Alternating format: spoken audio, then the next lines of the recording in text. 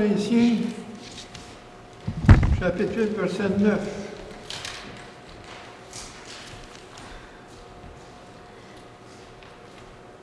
Car vous connaissez la grâce de notre Seigneur Jésus-Christ, qui s'est fait pauvre, de riche qu'il était, afin que par la pauvreté, vous fussiez enrichis. Il est dans une étable. Il s'est fait pauvre.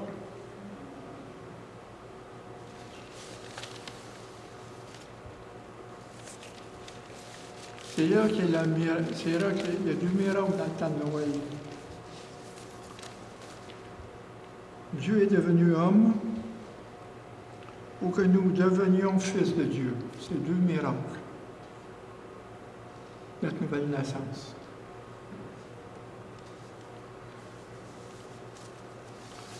Il s'est fait pauvre.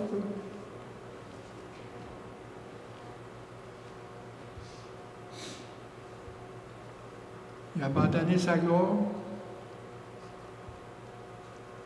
Il s'est dépouillé lui-même, afin que nous soyons enrichis. C'est un des deux miracles de Noël. C'est pour ça qu'il est là.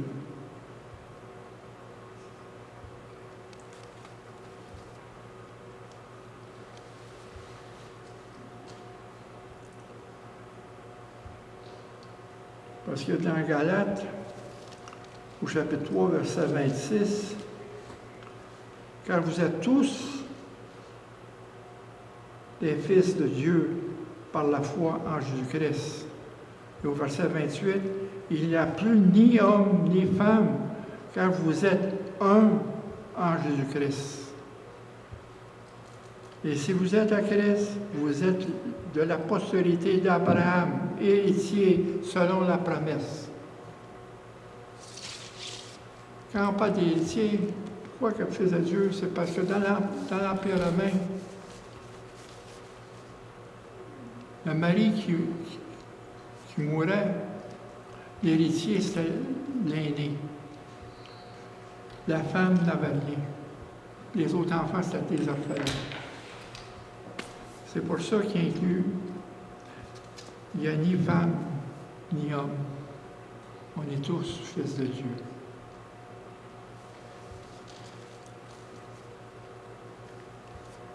C'est dans Galates, au chapitre 4, verset 4 à 6. Mais lorsque le temps a été accompli, Dieu a envoyé son Fils,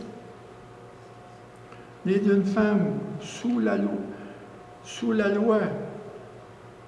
parce que Jésus était sous la loi, afin qu'il rachètât ceux qui étaient sous la loi, afin que nous reçussions l'adoption, que nous soyons enfants de Dieu. Au verset 6, et c'est parce que vous êtes fils de Dieu.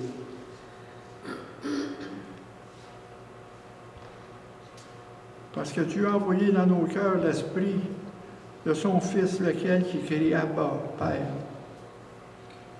Ainsi, tu n'es plus esclave, mais fils. Si tu es fils, tu es aussi héritier par la grâce de Dieu. Les promesses héritiers. Qu'est-ce qui s'en vient? Le ciel, c'est notre héritage, le royaume de Dieu. Un royaume éternel. Le royaume qui va subsister à travers tous les âges, dans l'éternité. C'est ce royaume-là qu'il faut regarder. C'est pour ça que Dieu, on parle de Jésus comme le roi, qui est né dans une crèche, et non pas dans un palais. Il est né de parents pauvres et humbles. Ça, dans Luc, au chapitre 3, verset 21, le 8e jour, auquel l'enfant devait être circoncis, étant arrivé, on lui donna le nom de Jésus, Donc, avait indiqué l'ange avant qu'il fût conçu dans le sein de sa mère.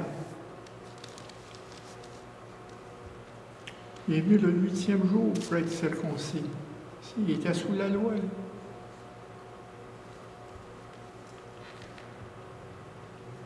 Tous ceux qui sont à Christ, vous êtes donc de la postérité d'Abraham, héritier de la promesse.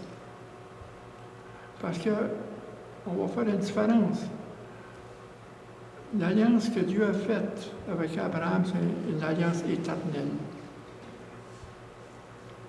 Il ne faut pas confondre avec l'alliance que Dieu a faite avec le peuple au Sinaï, où il les a délivrés. Cette alliance n'a pas duré. Mais qu'est-ce qu'on regarde?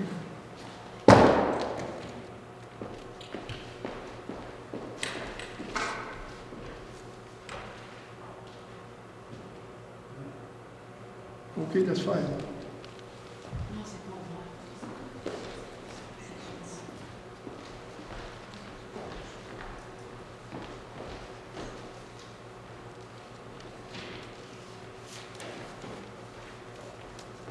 Excusez ce petit moment-là. Là.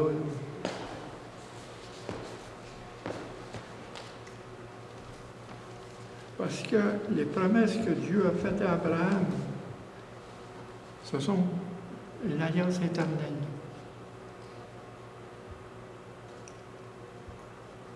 La porosité par laquelle devaient être bénies toutes les nations de la terre est une allusion claire à Jésus-Christ, la postérité. On parle de Jésus. Si on regarde, encore, je reviens encore à ça. L'histoire de la Genèse. Où c'est que, dès le début, Dieu choisit Abraham.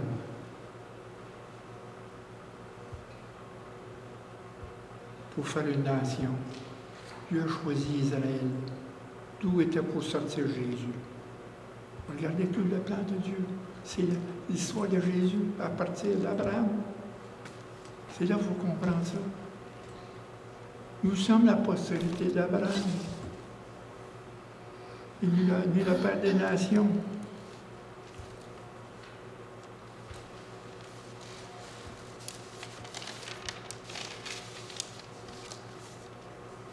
La foi de notre Père Abraham est une foi véritable. Elle a enduré, cru, fait confiance, obéi et s'est développée et a glorifié Dieu. C'est une foi qui est engagée. C'est une foi qui vient du cœur. Et l'engagement, ça vient là. Ça ne vient pas des lèvres.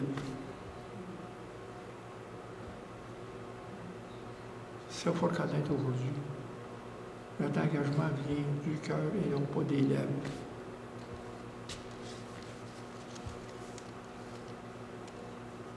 C'est le genre de foi qui nous fut donné à nous, les enfants de Dieu. Parce que la foi fut imputée à Abraham avant la circoncision.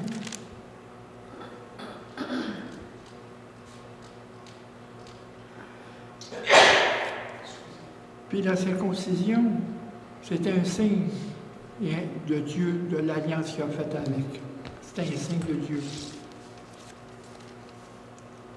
La circoncision devait être le signe et le sceau de l'alliance que Dieu a faite avec Abraham et ses descendants. Accepter l'alliance de Dieu, Dieu lui-même, comme leur Seigneur, c'était le sceau de la justice de Dieu qu'ils avaient reçu par la foi, non pas par les œuvres. Si on parle d'une alliance qui vient par la foi, et non pas par les œuvres. Comme au Mont Sinaï, c'était une alliance qui est venue par les œuvres, parce qu'il fallait qu'ils obéissent une loi. C'était des œuvres. C'est pas la même alliance. L'alliance d'Abraham, c'est l'alliance qui était faite Parce qu'Abraham était justifié par la foi. Dieu a imputé la foi à Abraham.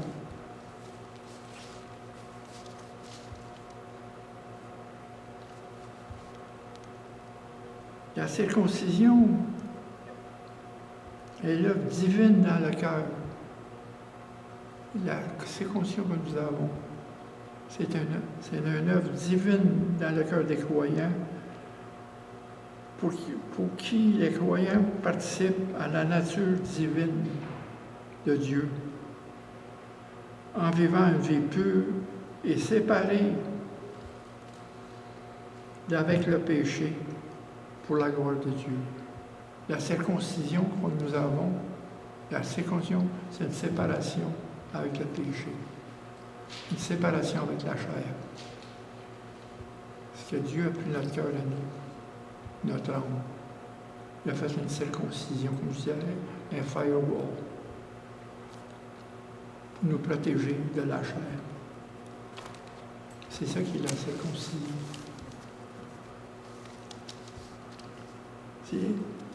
La circoncision que nous avons eue, c'est le sceau de Dieu. C'est l'Esprit Saint qui est en nous, c'est son sceau. C'est notre circoncision. Comme il dit dans Romains 2, versets 28 et 29. Les Juifs, le Juif, mais pas celui qui a les dehors. Et la circoncision n'est pas celle qui est visible dans la chair. Mais le Juif, on va dire le vrai Juif, c'est celui qui l'est intérieurement. La circoncision est celle du cœur selon l'esprit et non selon la lettre. Quand on parle de la lettre, on parle des tables de la loi. C'est une alliance que Dieu a faite avec son peuple. Une alliance qui n'a pas été.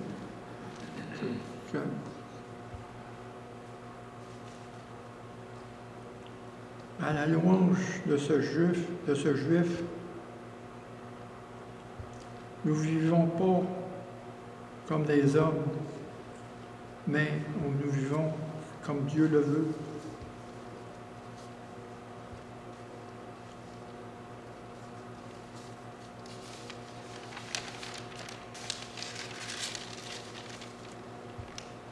Notre Seigneur Jésus-Christ s'est sacrifié lui-même en prenant la forme d'un homme. Ce qu'on dit dans 2 Corinthiens, chapitre 8, verset 9, « Car vous connaissez la grâce de notre Seigneur Jésus-Christ, qui pour vous s'est fait pauvre, de riche qu'il était, afin que par la pauvreté vous fussiez enrichis. » On voit ça dans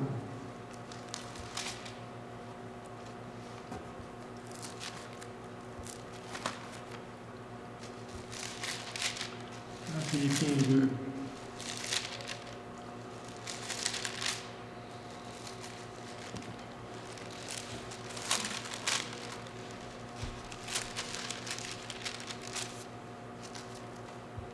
Lequel existait en forme de Dieu, n'a point regardé comme une proie arrachée égale à Dieu, mais s'est dépouillé lui-même.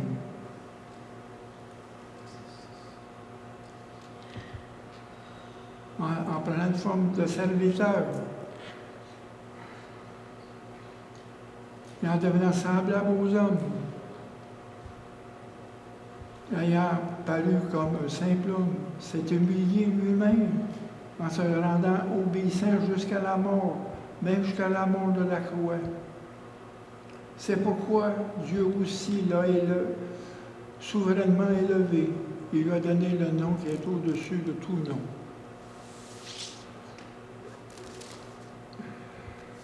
Ouais. Il faut apprendre. Il faut apprendre cette leçon-là. Si Jésus s'est humilié, il demande à nous aussi de nous humilier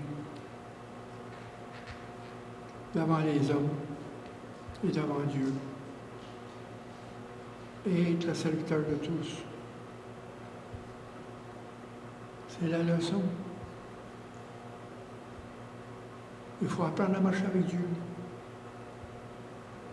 Mais il faut laisser Dieu faire ces choses à travers nous.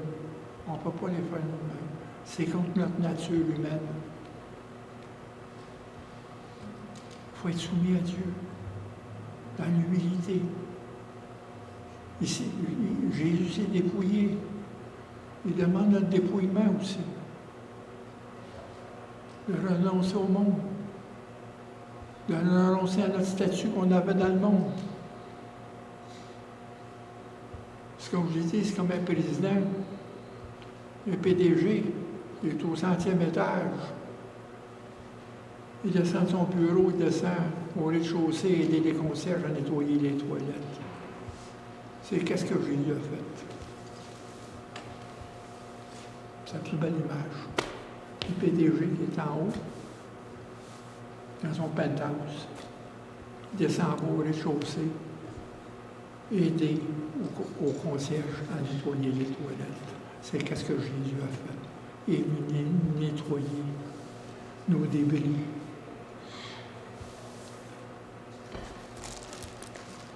C'est la leçon. Il s'est dépouillé de sa gloire auprès de Dieu. Il s'est fait serviteur pour nous servir en nous donnant sa vie pour nous amener au Père. Il nous a donné sa vie afin que nous soyons enrichis. C'est par la vie de Jésus que nous sommes enrichis. Jésus qui est en nous, le mystère des Colossiens, Christ en nous, l'Esprit du Christ qui est en nous. Christ est parti, mais il nous a donné qu'il s'est promis l'Esprit Saint, son Esprit à nous, pour qu'on ne soit pas orphelin, qu'on ne soit pas seul.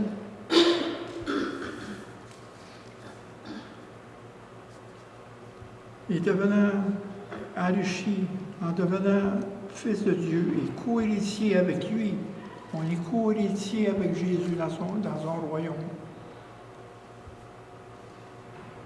Un royaume éternel.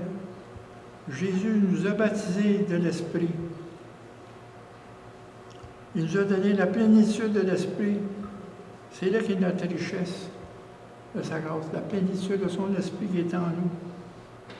Il nous a promis à ceux qui étaient enfants de Dieu. Comment il s'est dépouillé? Il s'est dépouillé.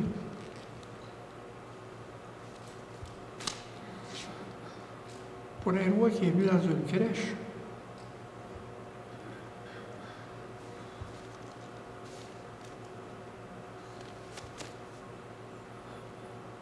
comme il y avait les scribes et les pharisiens qui se moquaient de Jésus sur la croix, il dit, t'es le Christ, appelle tes anges pour te faire sortir. Il aurait pu le faire, mais il ne l'a pas fait. Il s'est dépouillé de ces pouvoirs-là. C'est comme il était dans le désert. Satan il a dit, ben, change ces pierres-là en pain. Non. Il aurait pu le faire. Mais il ne l'a pas fait. Il s'est dépouillé complètement. C'est ça qu'on doit faire. Il faut apprendre à se dépouiller, à mourir en nous-mêmes.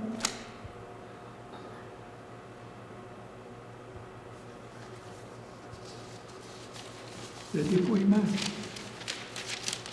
faut se dépouiller.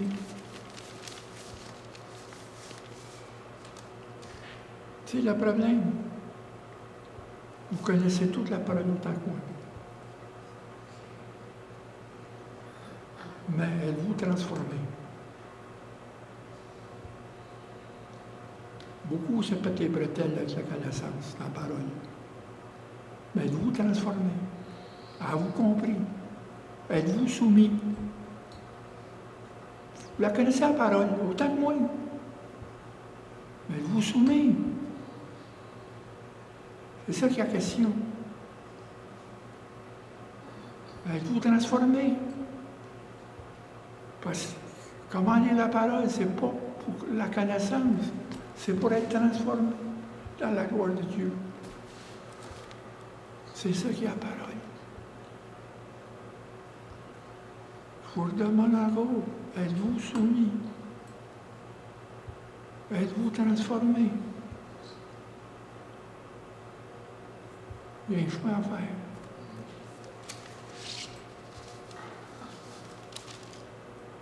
Gardez pas la parole dans votre tête. Il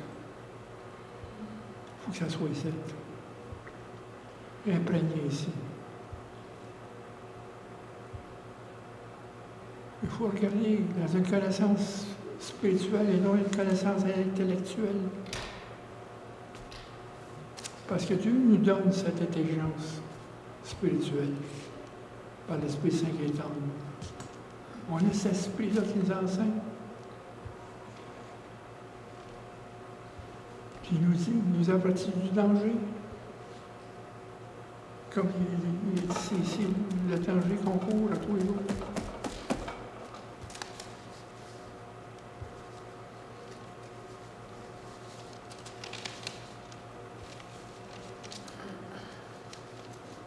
Si on continue aussi dans Luc au chapitre 2, versets 22 à 24, « Et quand le jour de la purification fut accompli selon la loi de Moïse, Joseph et Marie le portèrent à Jérusalem. » Ça, c'est après la circoncision, pour le présenter au Seigneur.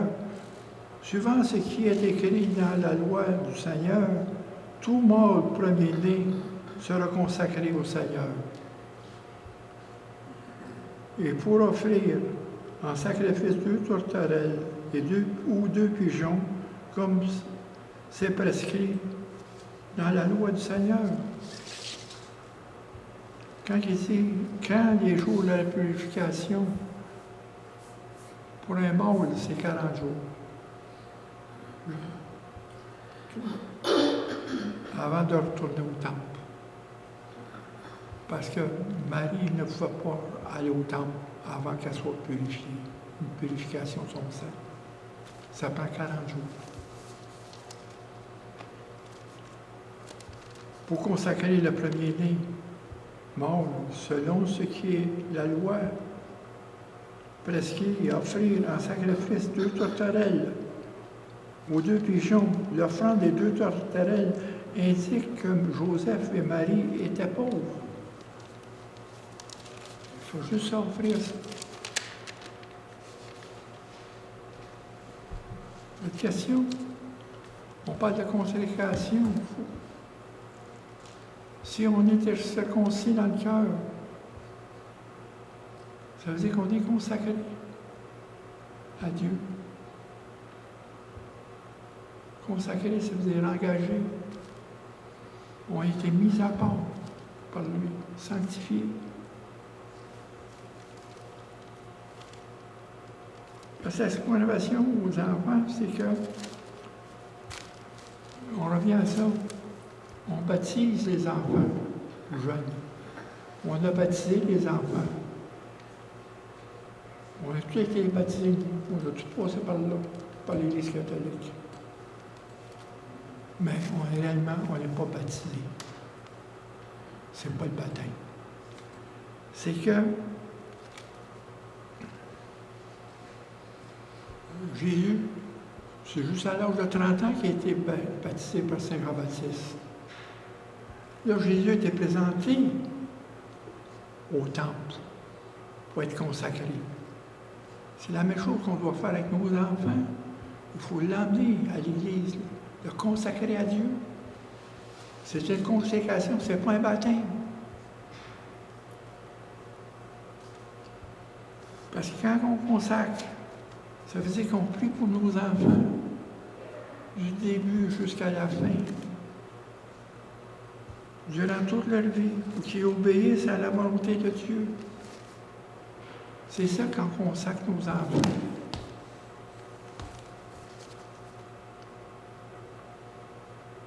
Suivant et glorifiant Dieu avec une consécration pour qu'ils reconnaissent le baptême de la repentance et le baptême de l'eau. C'est les premières étapes. C'est le baptême de la repentance, et après ça, le baptême de l'eau.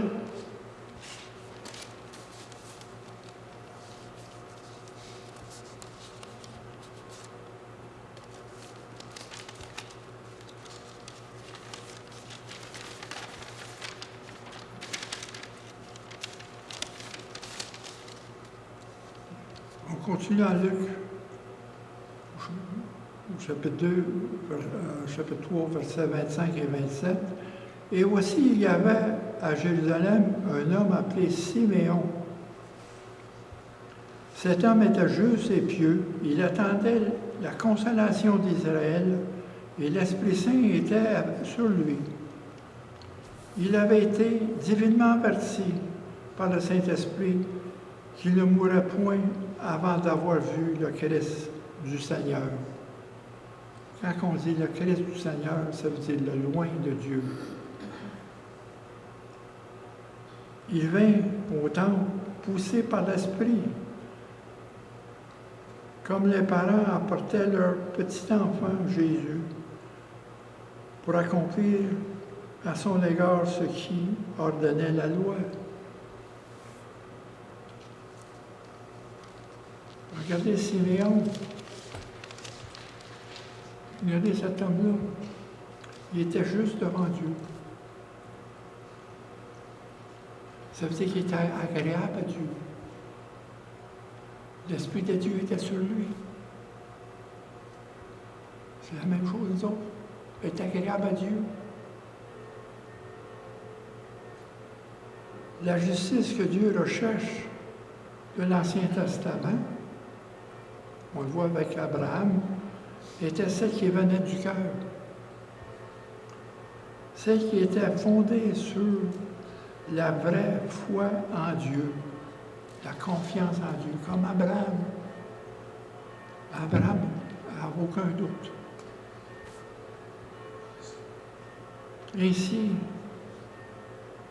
Ainsi sur l'amour et la crainte de son nom, craint Dieu. On retrouve la même condition avec Zacharie et Élisabeth. On voit la même chose, c'était un homme juste. Il était un sacrificateur dans le temple. Il marchait avec Dieu. Siméon, ici, la prophétesse Anne, est attachée à Dieu, attachée.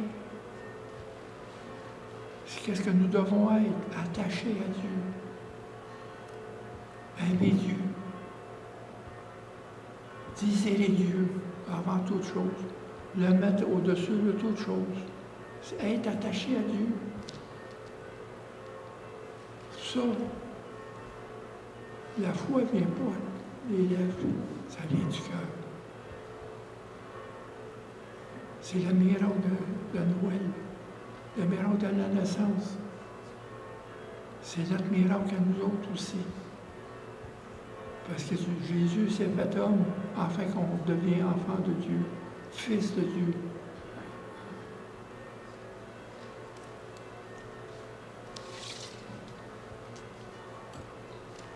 Siméon et Anna étaient attachés à Dieu. Ils attendaient ardemment la venue du Christ. Ils attendaient.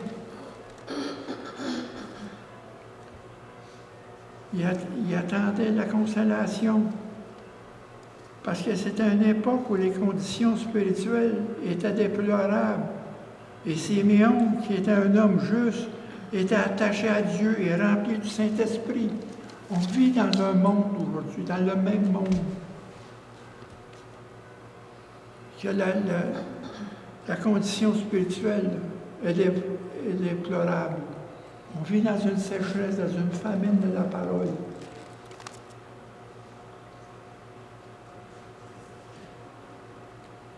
Oui.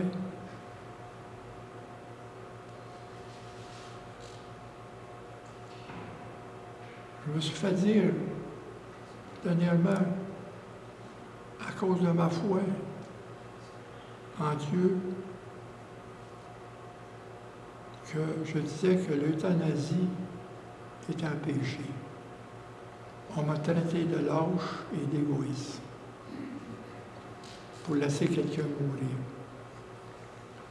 sans l'assister. Oui. On vit dans ce monde-là. Je me suis fait blaster pendant une demi-heure au téléphone. J'ai tout pris, je n'ai pas discuté, je ne suis pas d'accord, je ne suis pas d'accord, je ne suis pas d'accord. C'est tout ce que j'avais à dire.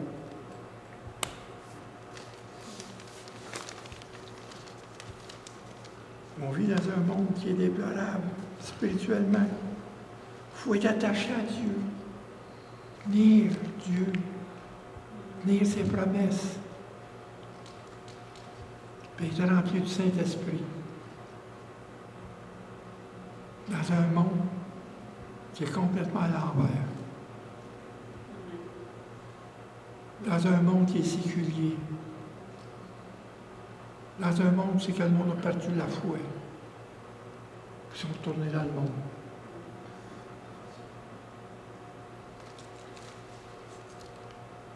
Ils attendaient avec foi et patience et ardeur la venue du Messie. De même que nous, durant les derniers jours de notre âge, alors qu'un grand nombre de croyants abandonnent la foi. Je vous répète ça souvent, hein? Pas la première fois que je vous répète. Mais il faut que ça soit répété. Parce qu'on oublie ces choses-là, dans quel monde on vit. Il faut reconnaître les avertissements de Dieu. Dieu nous avertit. Comme Paul dit, celui qui pense être debout, fasse attention de ne pas tomber. Il abandonne la foi du Nouveau Testament, ainsi que l'espérance bénie du retour du Christ. Ils n'ont plus cette espérance-là. C'est ça qu'on attend, le retour du Christ. Son retour.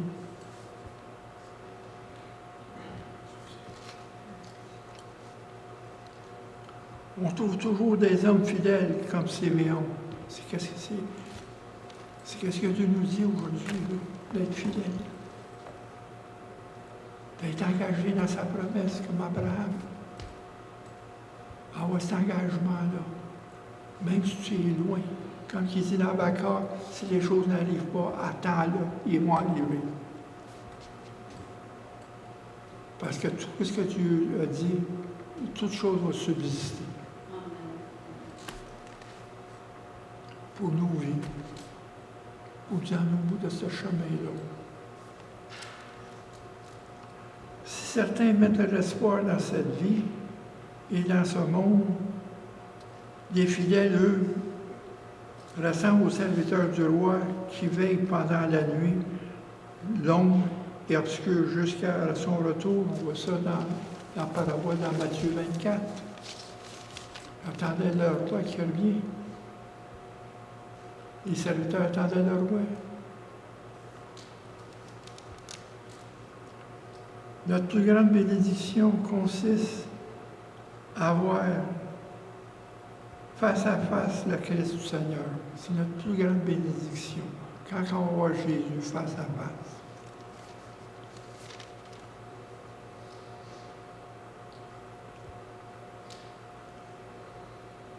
Et être prêt quand il reviendra et à vivre éternellement dans sa présence.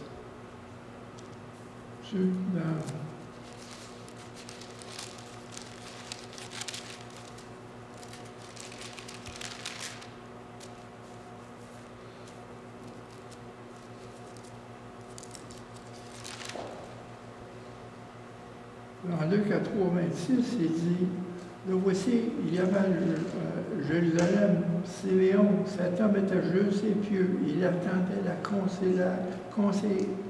consolation d'Israël. Et le Saint-Esprit était sur lui. Le Saint-Esprit, c'est notre aide, là. C'est notre sceau. On est scellés par le Saint-Esprit.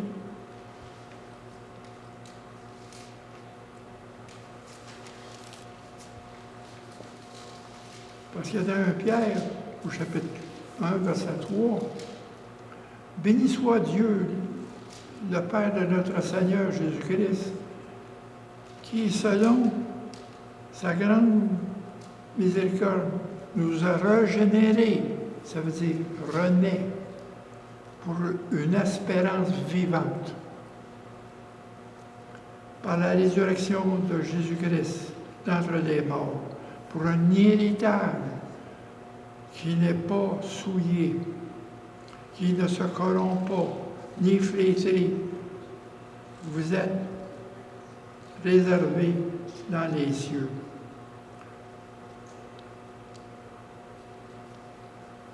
Cet héritage.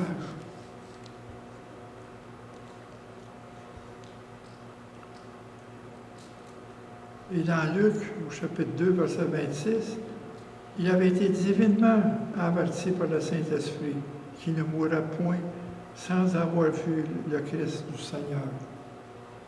Il est averti. C'est la même chose. C'est la promesse de Dieu.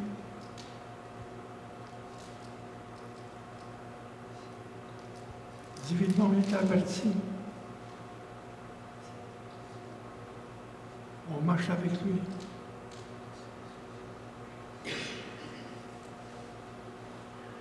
Et Apocalypse 22, versets 3 et 4, ses serviteurs le serviront et verront sa face, et son nom sera écrit sur leur front. L'espérance est dans l'attente et dans la foi.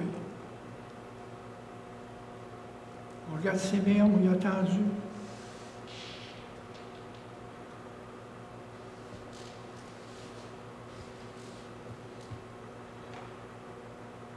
On revient encore.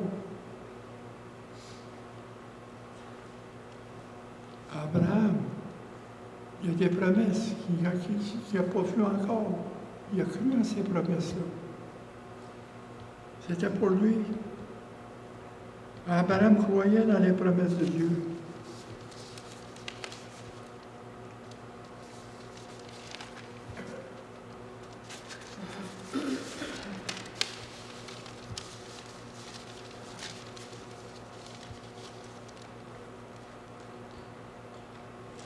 Dans Romains 4, verset 18, espérant contre toute espérance, et crut en sorte qu'il devint père d'un grand nombre de nations.